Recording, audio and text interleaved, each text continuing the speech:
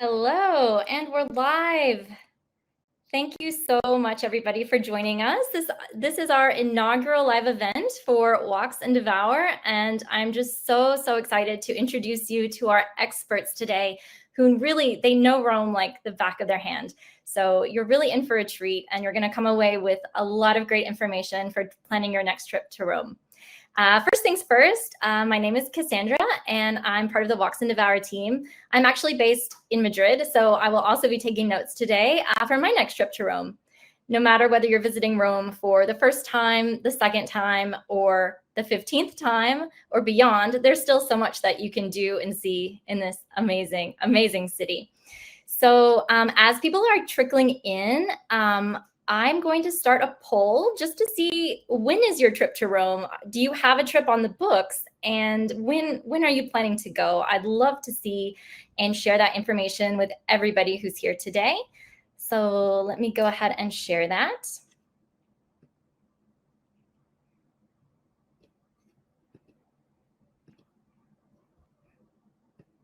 And I'm also seeing that people are sharing in the chat where they're joining from. That's also really exciting. It's great to see all these different places.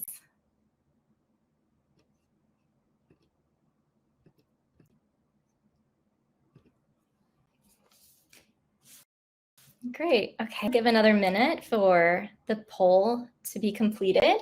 I will say, please stay with us till the end. We have a little surprise in store for you guys. If you're not able to stay for the end, no worries. We will be sending you a replay of this event, and you'll also get a lot of links to different Rome planning resources. We received over 100 questions, so we won't be able to address all of them in this webinar, but we'll do our best to cover everything as comprehensively as possible. So I wanted to share a little bit about our company before I introduce our guests. So Walks is celebrating a really important milestone this year. We're celebrating 15 years of operation. And even though now we've expanded to 18 different destinations in both Europe and North America, Rome is really where it all started. That's where the tours were first founded. The Colosseum tour was the very first tour to really take off, and one that kind of set the blueprint for the heart of the rest of our tours. So we're known for our small group sizes, our expert guides, and our special access.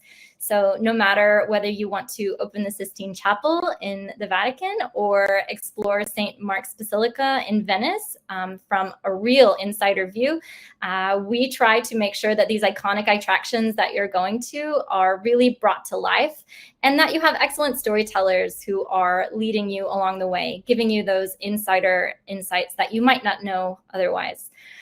One thing that we're really passionate about as well is having expert guides who are really going to make these places come to life. And core to our ethos is just believing that you're never going to really understand a destination by sitting on a bus and seeing it from afar. We want to make sure that you are connecting with the destination, meeting people, hearing stories, and most of all, taking walks. Devour is the foodie sibling in our family tree, and they are also present in multiple destinations across Europe and in North America. They actually got their start in Spain, but they have now expanded as well, and we work together to try to bring really great experiences to our customers. And so core to our business is to connect curious travelers with local food and people in a way that really helps the local culture. So one thing that we've been able to do together is we've partnered Walks and Devour have partnered together. And since last year, we've been able to have a physical location in Rome where we teach you how to make authentic dishes. So if you're interested in making some pizza or pasta, you can on an apron and come into our kitchen. All right, I cannot wait to introduce you to our Rome travel experts today. Let me see if the poll is ready though, before I do. Yes, I'm gonna share the results with you. So it looks like a huge majority of people, so more than half, are traveling to Rome later this year. Oh, that's great. That's amazing. And then we have a small handful traveling early next year as well, and in the spring. in the summer and the fall. And some of you don't have a trip planned yet. That's fine. Okay, cool. Well, that's great. Awesome. And of course, if you have any other questions as well, feel free to pop those in the chat. All right, so I want to go ahead and start introducing you to our wonderful team today. First of all, we've got Elyssa Bernard of RomeWise. And Elyssa, it's an absolute treat to have you with us today. Thank you so much for joining us. I'm so honored that you invited me. Thank you. You guys, Elyssa knows her stuff. She is the founder of RomeWise, and she has been living in Rome for more than 20 years. She hails from the US, actually, but she met her Roman husband, Alessandro, in Rome, and they ended up starting a B&B in the city. And it was actually running the B&B where she received a lot of questions from curious travelers about how to navigate life like a local. And she used these questions to inform the content that she created for her site and her amazing YouTube channel. And actually now her team has grown and she's expanded RomeWise. And it's not just RomeWise anymore, it's FlorenceWise, it's NaplesWise. And we can't wait to see what you do next. So thank you so much, Elyssa, for being here today. Thanks for that really, really nice intro. Thank you. Thanks for having me. Of course. And we're going to include links to her amazing content in the replay email as well, because you guys, you really have to see some of her content. It's just so helpful and so amazing. She's a wealth of information. Next up, we've got Stephen Oddo. Stephen, thank you so much for joining us today. Stephen is the co-founder and the president of Walks. And so he was actually living in Rome in 2009 when the company was founded and knows Rome so well. And even though he lives in the US again, he's never too far away from Rome. I'm always seeing updates of you with the Colosseum in the background. So you're never too far away. Yeah, I've got the Vatican in the background today, but it's great to be here. I love Rome. I lived there for 8 years when I was younger, and I've had the good fortune of, as we've led Walks and Devour over the years, to make hundreds of trips. So I'm probably in Rome at least 6 times a year, and in years past, maybe up to as many as 12. So not only did I live there, but I kept going and I keep exploring. And one of the great things about Rome is you can spend your whole life exploring it and visiting every church and keep going back and there's something new to see. Absolutely. And one last thing I want to add about Stephen is that one of his many claims to fame is that he was interviewed for a National Geographic documentary that Netflix. I mean, how amazing. That's so cool. It was about Rome, wasn't it, Stephen? Yeah, well, it was about major cities and things to avoid, scary scams, and the idea was to be a bit, controversial. But so we talked about people who were, okay, I don't want to get into it, but if you want to watch it, it's called Scam City. There was a lot of funny things that we came across in there, a lot of hidden camera footage that we did. The main thing I thought that was really funny is that we did kind of show you the tips on how to avoid getting ripped off at a restaurant and where to avoid to not let that happen. But it was a lot worse years ago. I think that's not as prevalent as we saw in maybe 2010, 2015. Things are a little bit better now, a little more reliable. Mm-hmm. Oh, that's great. Well, maybe we'll get into some of those scammy type things later, just so people know what to avoid. Sure. Awesome. And last but not least, I want to introduce Denyse Pantaleo. Denyse, thank you so much for joining us today. Hi, everyone. Buonasera. Denyse hails from Treviso, although she's lived in Rome for many years. And fun fact, Treviso is the hometown of tiramisu. So is it any surprise that Denyse ended up becoming a professional chef? She is truly a passionate foodie and a great person to just talk to and understand where to go in Rome, what to do, what to eat. And Denyse has been working with Walks since 2014, and she has also given cooking classes for 8 years, both online and in person. So I honestly couldn't think of a better person to be on this call and to talk about the food and wine scene in Rome. Thank you again, Den, for joining us. Thank you, Cassandra, for this amazing introduction. I can't wait to speak about food, honestly. Yes. Okay, awesome. Well, before we get into it, I won another poll with you, and I'm just curious if any of you have taken Walks or Devour tours before. So you've got a little bit of time to pop your answer in.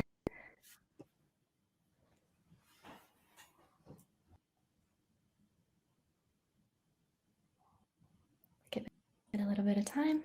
And while we're waiting for people to finish responding to the poll, Stephen, I wanted to kick it off with you with a question that we received multiple times from people. This is a really big one that people are dying to understand, but they are curious. What is the best advice you'd give to someone who's visiting Rome for the very first time? Yeah, it's one I get a lot too. I've been visiting Rome for most of my adult life and spending time there throughout the different seasons. And the first thing I always go to is seasonality. Rome is great at all times of the year, but you can really have a better experience on what I would call the shoulder seasons. So spring and fall. And that's my first piece of advice here is, if you can go, if it fits your schedule, try to go a little bit more on the off season. Not that you're not going to have a great time in June, July, and August. I actually just spent a month in June with my family, most of it in Rome. And there are different tips to give if you do visit during that period. But if you have the ability to go in September, October, November, even, you have a different cuisine available to you, depending on when you visit. So think about those things. Look and see what's seasonal in the spring versus the fall. When are you going to get artichokes? When are you going to get truffles? And if those things matter to you and you can pick, then maybe go when the thing that you're very excited about trying is in season. And maybe there's food festivals happening during that time of the year. So that would be my first guess. Other than, of course, do your research and book some tours.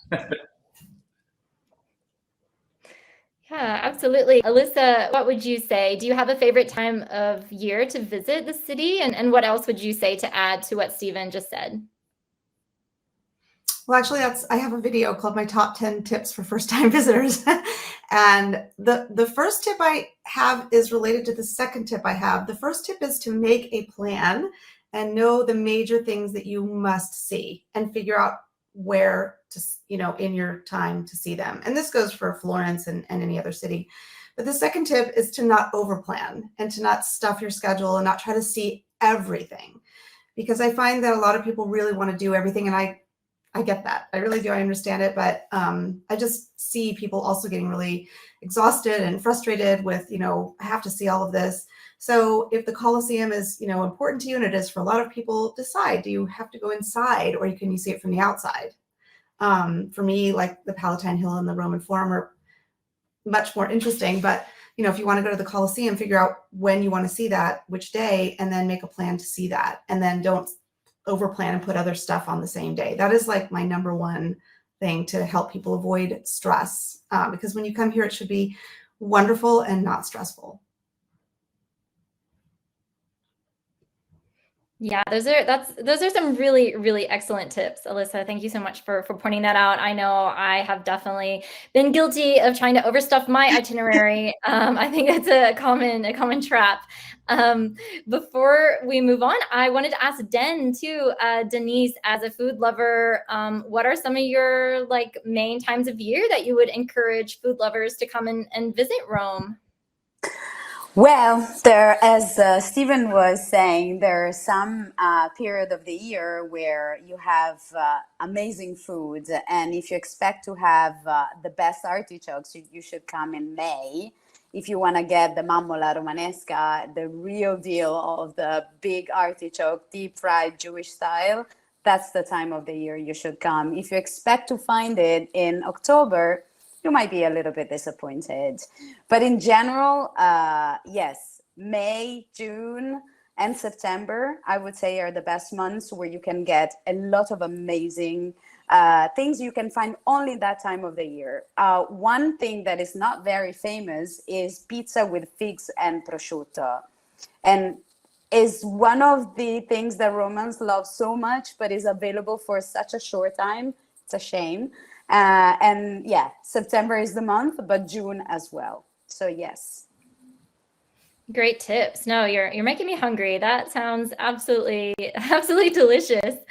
I do want to come back and revisit something that Stephen mentioned about tours and experiences, but first I'm going to show the results from the poll.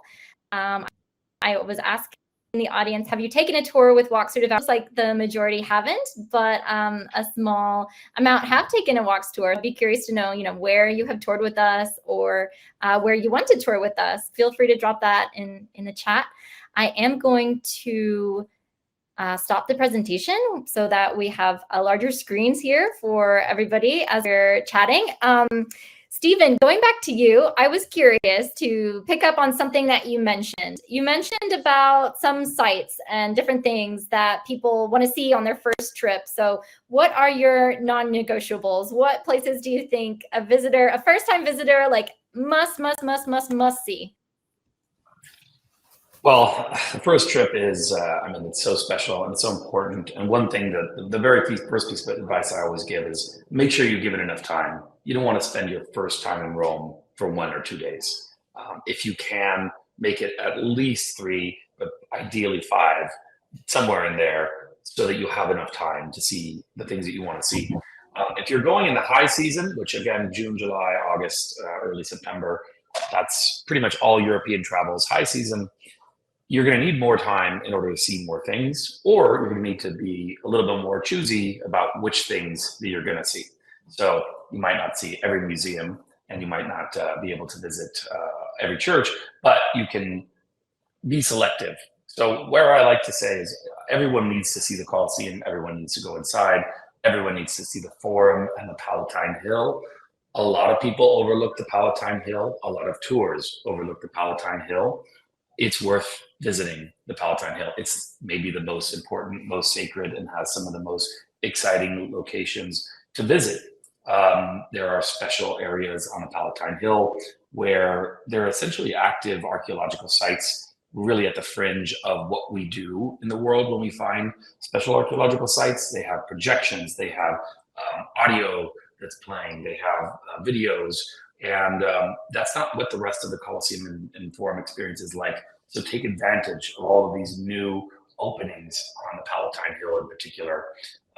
So that's my first major, the Domus Flavia, the Casa di Augusto. These are things that are really wonderful and not nearly as crowded as other areas of the Colosseum. The Vatican is always number 2 or 1 and 2. Keep in mind the Vatican is a separate country, and it's needs to be planned as such. We have to really think about, there's a lot of things you can visit at the Vatican. It is not, you walk in and say, I'm in the Vatican, and you leave. The Sistine Chapel is 1 room in a very large museum, and it's generally towards the end of a visit of the Vatican museums.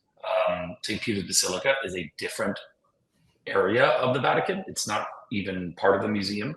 So it's often not even open to be connected between them. So that's a different one. You have the dome, you have the crypts, you have the scavi, which a lot of people ask about. So just the Vatican alone can go into a much longer conversation, but I would say you must visit the Vatican, but understand what's important to you. Not everyone wants to see the crypts of St. Peter's, but some do. Not everyone wants to see the gardens, but some do. I would generally recommend that if you're going to do that kind of tour, it should be on a 2nd or 3rd trip to Rome. Don't try to see every site at the Vatican on your first trip. Do a great highlights tour, one of our classic Pristine Sistine tours. That's one of the best ways that you're going to be able to visit the Vatican and get an overview of everything, and then decide what you want to come back and visit later. Other main sites that I think are non-negotiable: the Pantheon, Piazza Navona, the Trevi Fountain. I mean, again, you can look up any of these sites, and everyone will recommend the same ones, but not all ways of visiting these places is equal. So if you go to the Trevi Fountain first thing in the morning, it's going to be full. If you go in the evening, it's going to be full. If you go in the middle of the night, there's probably going to be a lot of people there too. So get your expectations in line that the Trevi Fountain is one of the most wonderful places to visit. Unless you're visiting in the dead of winter at 7 in the morning, you're going to have a lot of people there. There are more pickpockets there than almost anywhere in Europe. So if you're there in summer at 8 a.m., just be aware of your surroundings. It's a really important aspect of visiting a major area, downtown tourism in any European city, but particularly Rome. Trevi Fountain is probably one of the most magical moments you'll have in your trip. I just want to add something to what Stephen just said. This is not because I'm biased, but I think that the two most amazing tours a first-time visitor or anybody could take to visit the Vatican are the Keymaster tour that you offer and the Pristine Sistine. And the Keymaster is so special because it's unique. I mean, you're in the museums alone and you open the Sistine Chapel. There's just nothing like this. And for those of you who are seeing it for the first time, it really adds to the wonderment, because I've heard so many comments from people. I was so disappointed. It was so loud. And, you know, if you really love Renaissance art, or you just love art, or you just want to see something really amazing in your life, like, treat yourself. You've spent all this money to get on a plane to come over here. Just splurge for that Keymaster tour, because it is, you'll never forget it. But if not, the Pristine Sistine, the reason why I think this is the next best, like, this is definitely the best tour that you could take, you know, on a regular hours, because there is nothing like being able to take that shortcut from the Sistine Chapel into St. Peter's Basilica and having a guide take you, because like Stephen said, they're different entities. The Vatican Museums is one entity inside of Vatican City, and St. Peter's Basilica is over here. People visit these often in one day, you know, on this tour, and it is a lot. And having a guide, I'm a big believer in having a good guide, because the Vatican, there's so much to see. Yes, you can go on your own. Yes, you can do the audio guide, but having somebody sort of pull out these most important things to look at, so you're not kind of going, what is that? What is that? You know, and then that shortcut. So it makes it easier. Again, I'm all about reducing the stress, because like, you're visiting Rome for the first time, it should be wonderful and not stressful. So those are my two favorite Vatican tours. Thank you for saying that, Elyssa. No, I mean, I've taken them. I know. I know, and you know, I have to just add to that, because you know, the Vatican is very special. It's something that I have had the good fortune of spending a lot of my life there. I gave over 1,000 tours there myself in early days before we started walks. The first main successful tour we developed was the Pristine Sistine. It was something I was very passionate about, and the whole idea was, let's try to give everyone who comes, no matter what day of the year they come, the best possible experience we can give them every time. And it's evolved over the years how to do that. The Pristine Sistine, whether you do it in the morning or you do the afternoon version, the late afternoon, that is the best way you can visit it for just kind of any traveler at any time of year. The Keymaster you mentioned is something very different, and it's very special, and it's very hard for us. Every year it becomes a very difficult negotiation to get access to it, because it was never really intended to be something for the public. And not only that, but it's not your typical museum tour. You're not really going to go through there and learn about the history and the main artworks in the museums the way you would on our Pristine Sistine. But it's one of the most unforgettable experiences. So one day in your life, if you can, if it makes sense, get on the Keymaster tour. But if you can't, or it's sold out, because it sells out way in advance and there's very few slots every day, at dawn when you go with the Keymaster, like Clavigero, who takes you through, there's only one. It only happens one time a day. So it's, but yeah, I also agree that it's worth trying to find time to do that one day. It's very special. Yeah, well, thank you both for highlighting those tours. We have some people in the chat saying that they're signed up for the Pristine Sistine in the next month or so. So that's really exciting. I hope you guys love your tour. Awesome. Well, we could just talk about this for an entire event, but let's hop on to another question. And one thing that we're seeing a lot is a lot of buzz around the Jubilee next year. And some people are asking, you know, how this might affect their trip. And I'm curious, you know, what kind of information can we provide them so that they can moderate their expectations, or maybe take some steps to make sure they're still making the most of their trip during this time when things might be a little bit different in the city. So Elyssa, I want to start this one off with you, because I know you just did a video all about the Jubilee, and I'd love to hear some more information. What things should we keep in mind if we're visiting Rome next year? Thanks. Yeah, I did a video, and so I did a lot of research to prepare for the video. I mean, I've lived through a couple of Jubilees. I was here in the year 2000 when we had that one, and I lived through this extraordinary Jubilee that Pope Francis held 8 or 9 years ago. And just so everybody knows, in case you haven't heard of the Jubilee, it's a celebration of the Catholic Church. And there's a long history going back to the first one in the year 1300. But the bottom line is, today they're held every 25 years, and it's a year-long event. It is not like, oh, it happens on May 12th. It's just, this thing starts on the event, the Jubilee. It starts on Christmas Eve. So this December of 2024, it will begin when Pope Francis opens the doors, this very special door that is closed for 25 years until the Pope opens it to enter in, to welcome in the Jubilee year. And the doors at St. Peter's Basilica. And it will end on the following Christmas of 2025. So it lasts for 365 days, this Jubilee. So the first thing to know about it is this, other than those events of, opening ceremony or whatever, and there are masses throughout the year, and you can look, there's a great website, they have their calendar up, you can see when the different events will be, and they're not going to be events that sort of take over the city, people parading. It's like these are masses, basically. So for those of you who are Catholic or wanting to celebrate the Jubilee, this is an amazing time to come because the Jubilee only happens every 25 years. So it is a really special time to be here. But for those of you who are not celebrating the Jubilee, and I think the majority of people are like, oh, I think I'll go to Rome in 2025. What is this Jubilee? Again, there's not one specific event. And yes, there are activities around the Vatican, but the Vatican will be open to visitors year round. There's nothing specific that we know of right now that is closing the Vatican because of the Jubilee. St. Peter's Basilica closes normally for certain events, like when there's a papal mass, when there's the papal audience, the basilica is closed while the Pope is giving the audience, whether it's outside in the square or in the audience hall. That won't change. So the Vatican is not closing down, and Rome is not having these events. The biggest thing I think to think about is the fact that there will be more crowds than usual. The sources that I've read are between 30 and 35 million visitors spread throughout the whole year. So they're not all coming in the month that you're coming to Rome. These are, right? And Rome, I think you all know by now, Rome has gotten very crowded. Rome is crowded and it's going to stay crowded. This is not any longer, in my opinion, revenge travel post-pandemic. Alessandro and I had a bed and breakfast that we got out of in 2018. And one of the reasons that we got out of it was we just felt sort of overwhelmed by how it was just getting more and more. So my point is, tourism was already way on the rise before the pandemic. This is not because of this sort of pause in travel, and so everybody's, trying to get out there. It's just people want to travel more. People can travel more, and they want to come to Rome. Rome is an amazing city, so they're coming here. And I think the genie is out of the bottle, and I've seen these comments. I think I'll wait till 2026 when things get back to normal.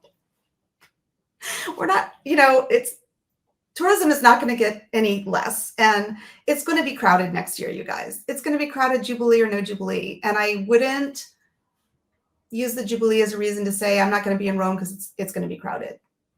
Another thing to remember is that many pilgrims who come specifically for the Jubilee, they often stay in religious housing or in sort of buses in big hotels outside the city. So again, this doesn't really put the same kind of pressure on, accommodations as other tourists do. So it's the crowds that you have to consider, not the Jubilee crowds. They really don't have a lot to do with you. So the bottom line is, don't let the idea of a Jubilee put you off. If you're worried about crowds, it's going to be crowded. Just plan for crowds regardless, and don't worry about the Jubilee. Okay, great. That's Wise words, Elyssa. Thank you for that. And yeah, What she said. Absolutely. Okay, thank you so much for that. And if people want any more information about the Jubilee, I definitely recommend your video. It's an amazing source of information. Cool. Okay, well, there's a question that I've been dying to ask our resident Italian. So Den, I'm going to have you kick this one off. We had a question, and I think it's relevant to any visitor going anywhere in Italy, but they are curious to know, what is the biggest cultural faux pas that you can make as a tourist? What are these things that irritate the heck out of an Italian? Tell us what we need to avoid. Love this question. So the first one that every Italian might answer is about cappuccino, I guess. It's not my favorite, but it's true. When we see someone having cappuccino after dinner or after lunch is a big no-no. Because for us it's a morning coffee. But there are other things. If you go a little bit deeper, for us, the pace we have around the table is long. So anyone is rushing us while we're having dinner or lunch is a big no. Like having a check on the table before we ask for that is considered very rude. We take our time around the table. And if some Italian friends are inviting you, we always expect you bring something.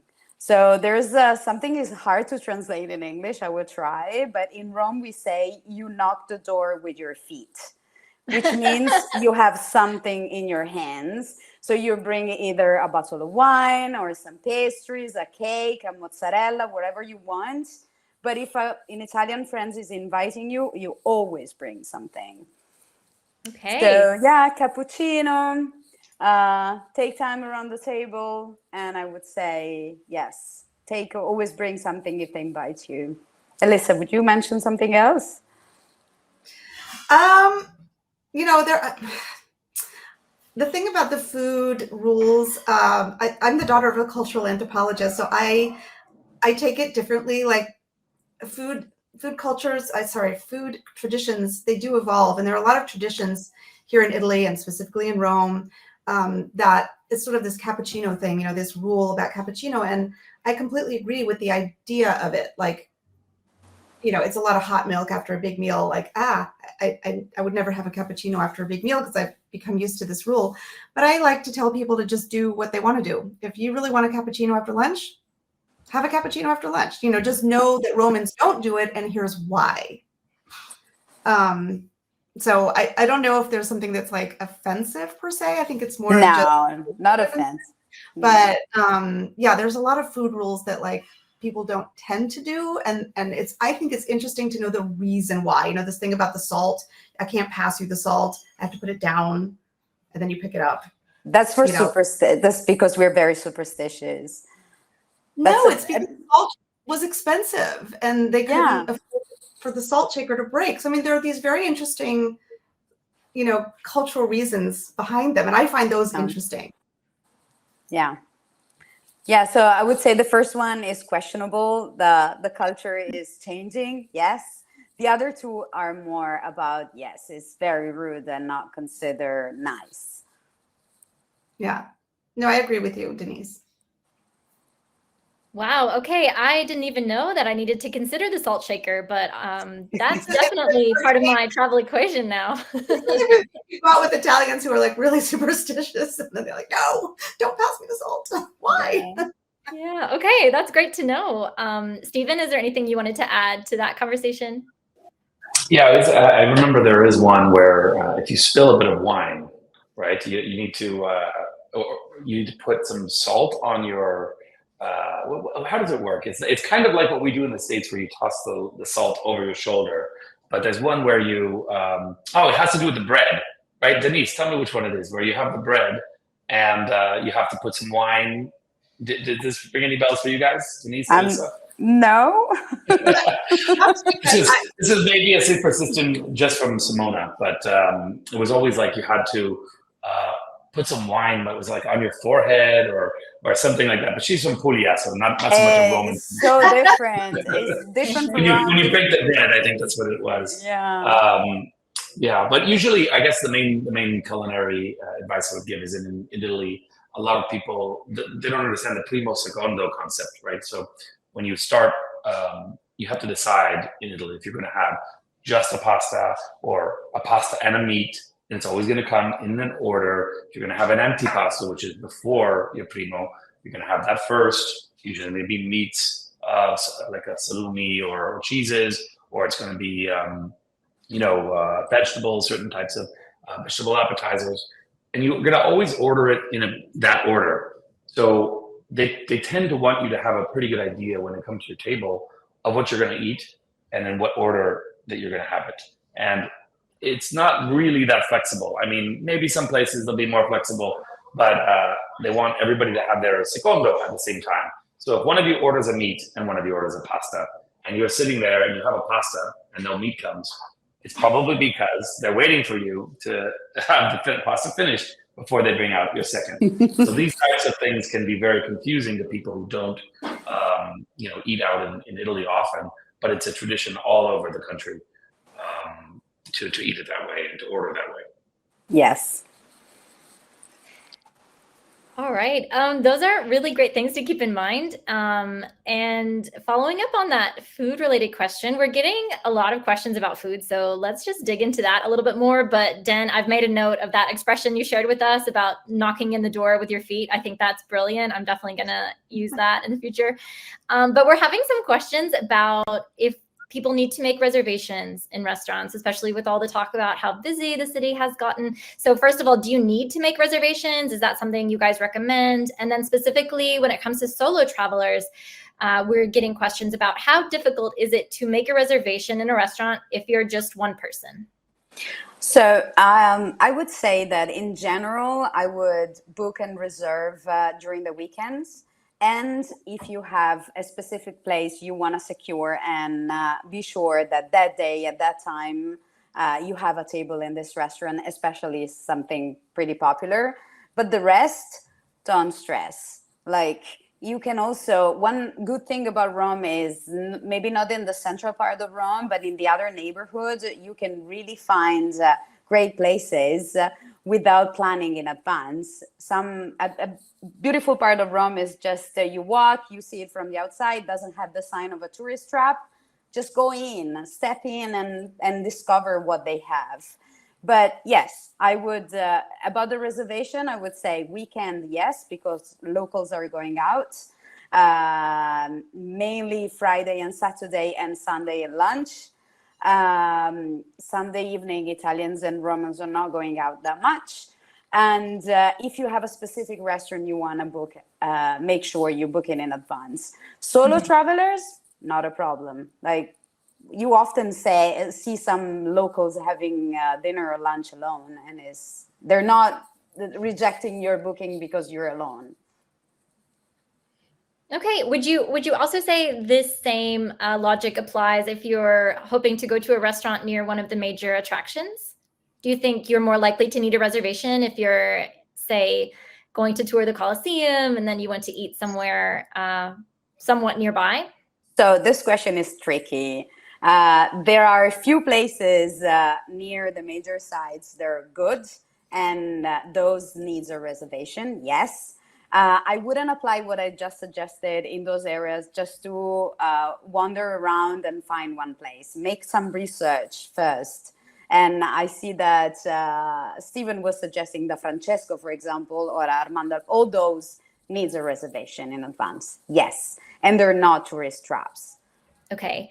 Well, touching on something you mentioned, Den, you said to avoid tourist traps, but what do we know to avoid? Like, can you share some signs? And Elyssa, Stephen, please feel free to jump into, like, what are those signs that, you know, somebody visiting Rome for the first or second time, they might not know that there's this signal that the restaurant's giving off that it is a tourist trap. Like, what would you guys say to avoid? The first no is when there's someone outside that is calling you, hey, ciao bella, and is trying to call you inside.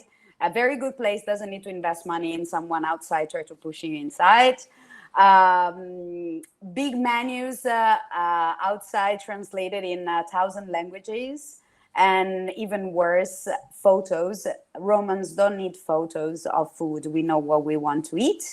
I would say also, this is the worst for me, is the places that have a little table outside with this pasta that has been there for 12 hours and pigeons are eating on that. This is like a sample of what they offer. And would you go there? No.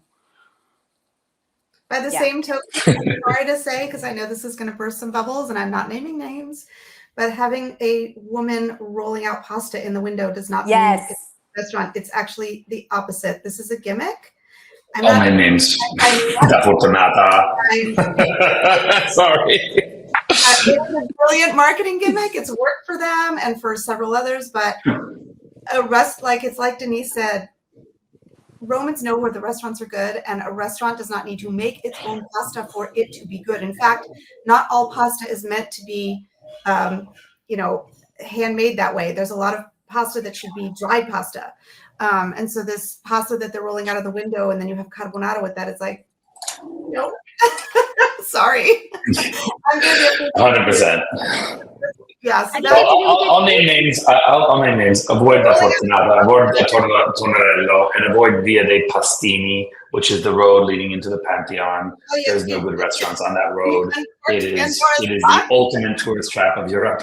So if you're passing from Trevi Fountain to the Temple of Hadrian, and you're on a road, and you see all these little tables out front, all the things that Denyse and Elyssa just said, that's where they are on Via dei Pastini. Just go literally any direction and keep walking for a little while longer and stay away from there. And also the Piazza Risorgimento near the Vatican, another place. Yeah. Just don't eat on that square. In general, major squares, Piazza Navona as well. It's not that you can't find anything good to eat there. And if you're tired and you're standing in Piazza Navona and there's a restaurant, feel free to sit down and enjoy something. But that would not be the best experience you're going to have in terms of Roman cuisine on Piazza Navona, on Piazza di Spagna, on Piazza Risorgimento, or on Via dei Pastini. So there are so many great places. Elyssa, I know you recommend so many, and Denyse, I know you all you know all the best ones. I always ask you anyway. But yeah, fully endorse the suggestions you guys just gave. I mean, I eat out probably more than your average person because I say it's for research, but I do. And there are an amazing number of wonderful Roman restaurants in the center, like near the Pantheon. And again, not naming names, but restaurants that have been on certain TV shows or plugged by certain food bloggers. And this is not a criticism. It's just that it doesn't mean it's the only good restaurant in Rome. And when there's an impossibility of getting in, or you have to set your alarm for 30 days in advance so you can book this restaurant and get it an hour and 15-minute time with, there are so many wonderful places to eat right in the center, like right near the Pantheon and Piazza Navona that are Roman. And it's like Denyse said, you're not going to see photos outside. You're not going to have anybody calling you in. The Romans know where to go. We know where to go, but you can find these by getting off those squares and just going a few blocks and poking into restaurants that don't have these features. Look what's on the menu, and you can get a sense that it's, not, and see who's eating there, by the way. Are Romans eating there? The center of Rome has not been gentrified completely, so No. we still like to go to the center and go to our favorite restaurants. One very important point that I just thought of, Elyssa, while you were saying that, the hour that you eat in Rome is a major difference. So if you're American, and most of the customers who visit our tours, probably about 80% are American. There's a lot of Americans going to Rome, particularly in the high season. 6 p.m. is dinner hour in America. In Italy, most restaurants are not yet open by 6 p.m. I would say 7. This is another. Many in Rome are now, of course. Many in Rome are now. Restaurants are still opening at 7:30 and 8, but so many are opening at 6 and 6:30 now to get that extra. And okay, fine, fair enough. Exactly. But that's a sign that is they are catering to tourists, and there's nothing wrong with that. If you want to eat early and you want to go to that restaurant, it doesn't mean it's necessarily touristic. But a restaurant that doesn't open until 7:30 or 8 is definitely not a tourist trap. Right. And that's kind of where I was going with it, Elyssa. You're exactly right. People often make the decision on where to eat based on where they see people.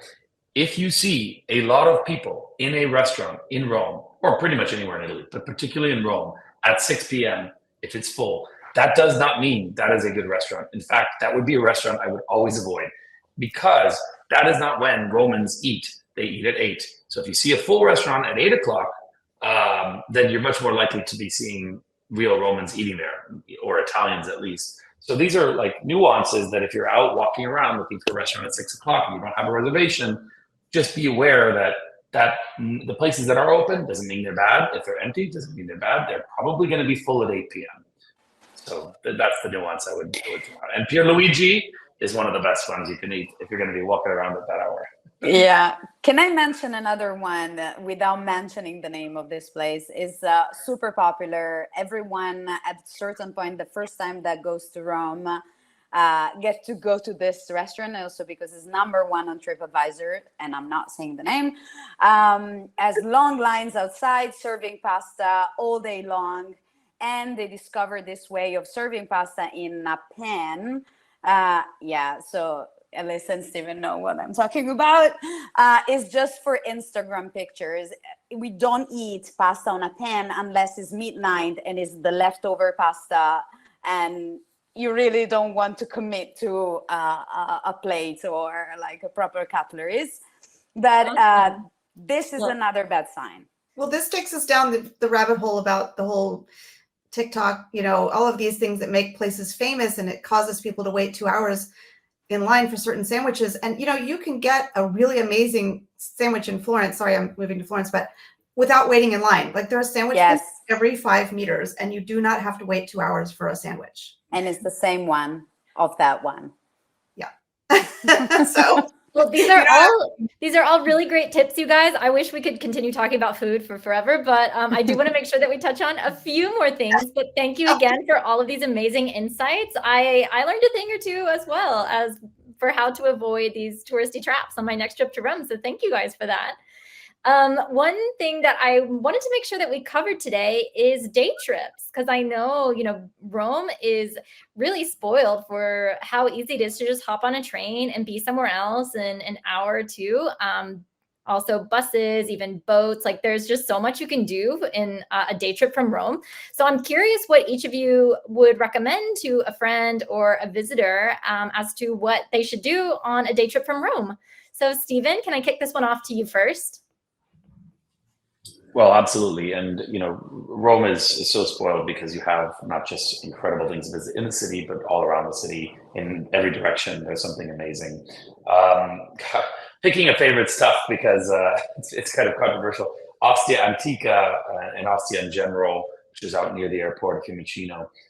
There are some wonderful things to see there.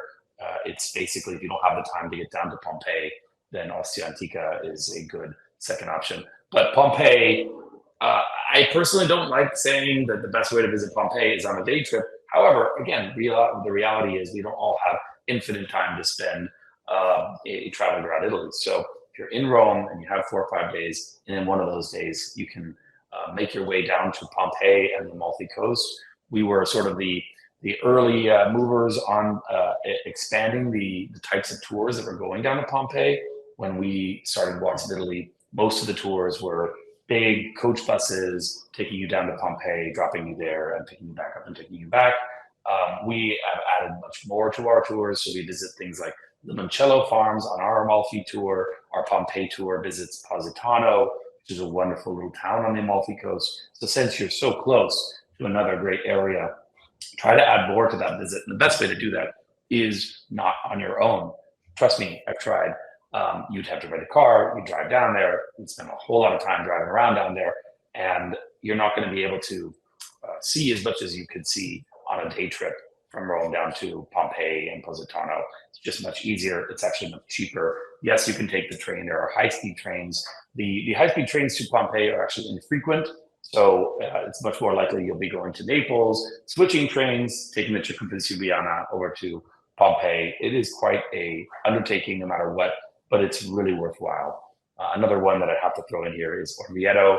I'm a huge fan of Orvieto. It's very easy to get there by train. There's so many trains to Orvieto a day, and it really delivers the special magic of kind of the Tuscan, Umbrian image that a lot of people have in their mind of a hilltop medieval town with an incredible church. One of the most important Duomos in Italy is there, and it's easy to do within a day. So those are some of my favorites. Those are some excellent options. I've been to Orvieto myself and absolutely loved it. So thank you, Stephen. Elyssa, what places would you recommend? Well, if I may say, I literally just like a couple weeks ago published a video all about day trips, the best day trips from Rome. And the way I like to think about day trips for a visitor, because we who live here, we have the luxury of like, oh, let's go here, is what do you want in a day trip? So some of the day trips are half day trips, like Stephen was mentioning, Ostia Antica. It's a full day. Like you don't want to plan another visit that day, but it's not a 12-hour. Like it's so much easier to visit Ostia Antica than it is to visit Pompeii, for example. Pompeii is this 12-hour day, 13-hour day, and Ostia Antica could be a 5 or 6-hour day. So you have to think about what you want in your day trip. For example, I break mine down into, so there's gardens. One of the best ways to visit Tivoli, the gardens, is to combine it with a visit to Hadrian's Villa, and doing this on your own with public transportation it's very difficult. very difficult. And the best way to do it is with a tour, so that you have that transportation between the two sites. And you combine, ancient Rome with beautiful gardens and fountains. So I think that's an amazing day trip because you see a lot and it's close to Rome. There are wine tasting day trips. There are art day trips, like, day trip to Florence, for example. I mean, amazing thing, if you just have that one extra day, like Stephen said, and you really want to see Florence, it's an hour and a half away. Super easy to get there. And by the way, Bologna makes an amazing day trip, and people don't consider Bologna. It's only 2 hours away, and it's another world on so many levels. We offer food tours there too, by the way. One of the best places to eat in Italy. Go ahead. Absolutely. I'm a Cucina Romana fan, but Bologna is another planet of food. So yeah. So I think there are many different ways to approach a day trip, and it kind of depends on the time of year. For example, in the summer, you might want to go to a beach. But I just visited Hadrian's Villa in July, and I melted. Like I just melted into the ground. It was so hot. But then the visit to Tivoli after that was amazing because of all the fountains. So just consider like the time of year, what you want to see, whether it's gardens, wine tasting, art cities, things like that, and plan accordingly. Yeah. There's a few things I wouldn't do, like Cinque Terre, for example. We actually tried operating at that. It's a little too far. Another one mentioned in here on the chat, Assisi, wonderful place. It's a little bit much to do that in a day. And also not nearly as enjoyable as if you go and stay there overnight. There are wonderful hotels there. And there's enough to see in that little area that if you could spend one overnight over there, it's better than doing it just in a day. People ask about Venice too. I get this all the time. Venice. Venice. And I just say, look, you can physically do it, but you are looking at, 9 hours on a train in a day, like round trip. So it's like Stephen said, it's better if you can spend the night, but these things are doable. If it's, it's your only trip to Italy ever and you must see the city, you can make it happen. Just prepare yourself. Yeah. Very good info to keep in mind. There's really only so much you can stuff into a trip, but if you really want to make it happen, like you say, you can do that. Denyse, what are some of your top picks? And are there any cities that, as a person living in Rome, that you just really like to escape to? That's a great question.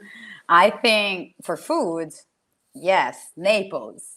I would go to Naples, and this is another great day trip from Rome. Is 1 hour train. You can get your pizza, and you come back in another hour, so you can be away for 4 hours and have the best pizza ever. So yeah, Naples, and second, I don't know if it's second. They're in the same place.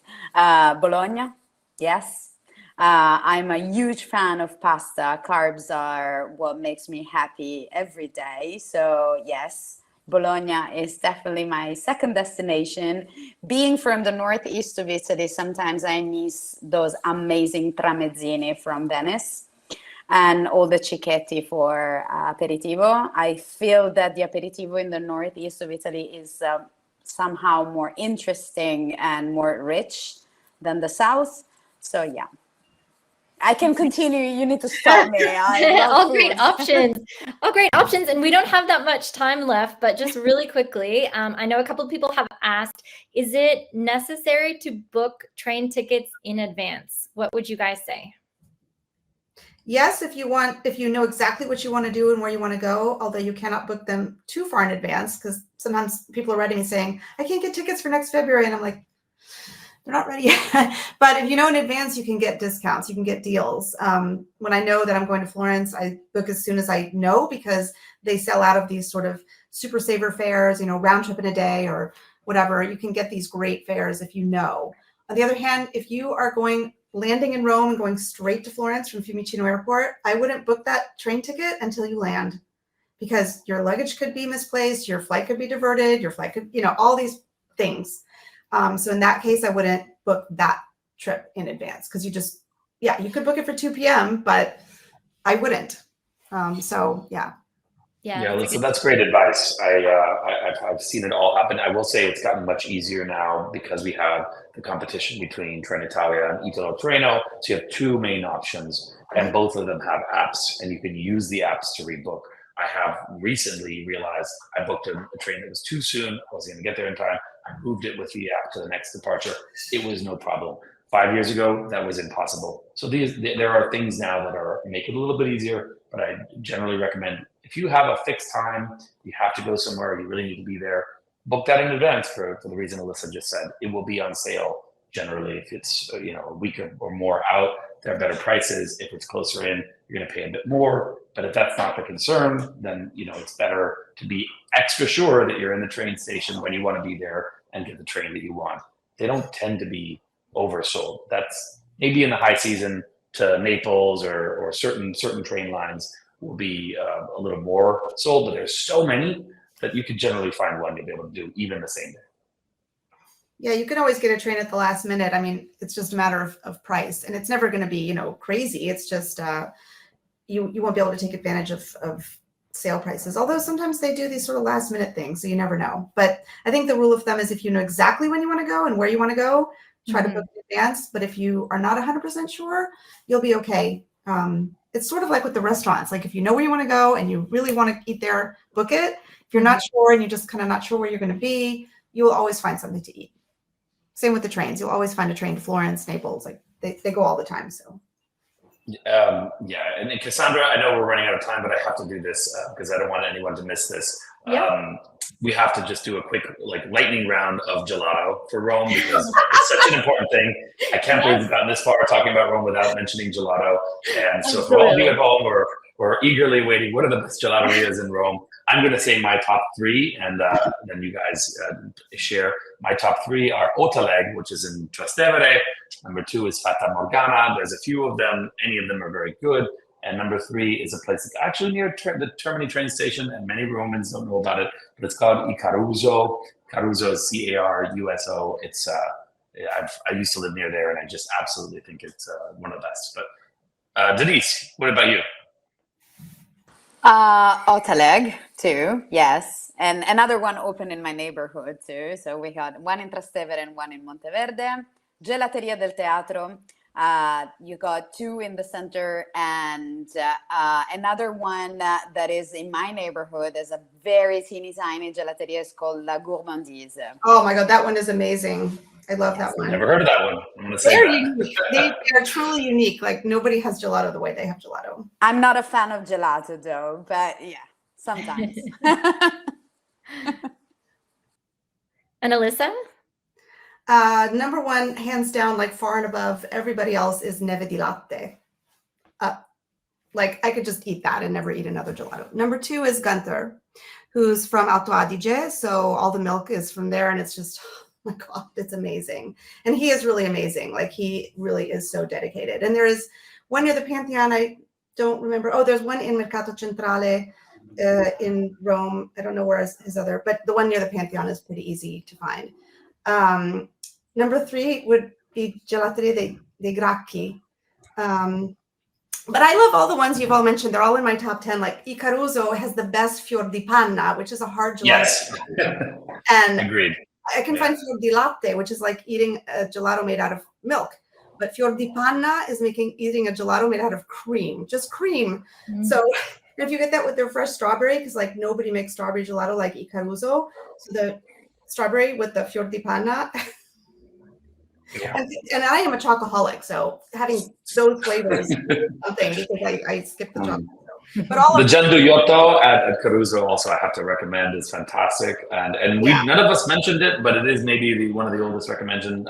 I'm glad you mentioned Gracchi because that's been long one of my favorites. But we have to add the final mention of Giolitti, which even though it is in every guidebook and is a line all summer long.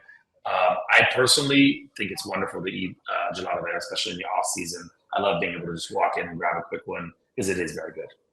Hazelnut at Giolitti is, yes. If this is 100 years of history there, exactly. It's going to be good. There are better, but Giolitti is where the Romans go, Ciampini. Of course, Ciampini as well. Yeah. I am putting in the chat all the names. I think I'm missing someone, but they're on my gelato pages. I have best gelato in Rome, and I have best gelato near the Spanish Steps, best gelato near the Pantheon. So Amazing. You guys are just All a of wealth this. of information. This has truly been just such a great conversation. And I know that you guys have just given so much insight into what to do in Rome, how to plan your trip. So thank you all for your expert insights. And I mean, gelato, that should have been probably our first topic, but I'm glad it made it in here, Stephen. Thank you for keeping us on track. I got you guys. Don't worry. And Aperol spritz. We haven't spoke about Suple though. Please, definitely get you some. Yeah, well, Suple, really quickly, Den, do you want to cover what Suple is? And we'll leave them hungry for a little bit more. Why not? Yeah. So Suple is the king of street food in Rome. It's something you can find here only in Rome. Is the humble and unlucky cousin of the arancina. It's something you should try. Is a must try in Rome. So is a croquet of rice, deep fried with a heart of gooey mozzarella. Good sign, a great sign to see if it's a good one. Just from the outside is the breading. It shouldn't be too dark.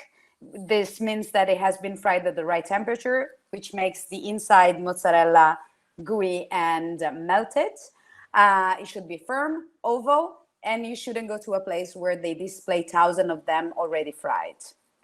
I can send some good places here that Elyssa also was mentioning the other day. Fantastic. And Den will include a link to your video where you enjoy Suple in Rome. We'll include that in the replay email. So I'm sure everybody will be really interested in trying that. There's just so much to do, so much to eat, so much to see in Rome. And thank you. Thanks to all three of you again for your time today. This was just such a fun conversation, and let's do it again sometime. I can't wait. And I'll see you guys in Rome next month. I'll be there first week of October. That sounds great. Okay, so we'll say goodbye to our guests. I'll take you guys through a few more slides here because I've got a special announcement to share. But yeah, thank you again, Elyssa, Stephen, Den. It has been a pleasure, an absolute pleasure. Thank you. Grazie. Thanks. Grazie. Arrivederci. Awesome. Well, one question that I had, I know people are starting to drop off. I know we're at the hour, but I'm really curious if we have another one of these conversations, which country, which destination would you like us to cover? Because we've got experts in so many different countries, and we'd love to bring on more local insiders to share their insights. So let us know where you're planning to be traveling or what places you want to know about, and maybe we can make that happen. Okay.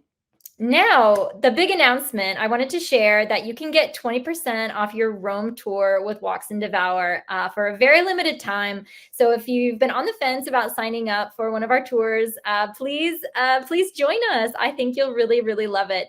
So this goes for all of our food and walking tours, but it does exclude Colosseum and Vatican tours. So take a look at that. We'll also include this code in the email that's sent with the webinar replay, which will be shared later this evening. So you don't have to make a note of it. It will come to your inbox. But please take a look at our tours and see if there's anything that you might like to include on your trip. We've got some really, really fascinating ones. And of course, there's also the cooking school, as I mentioned. So take a look at that.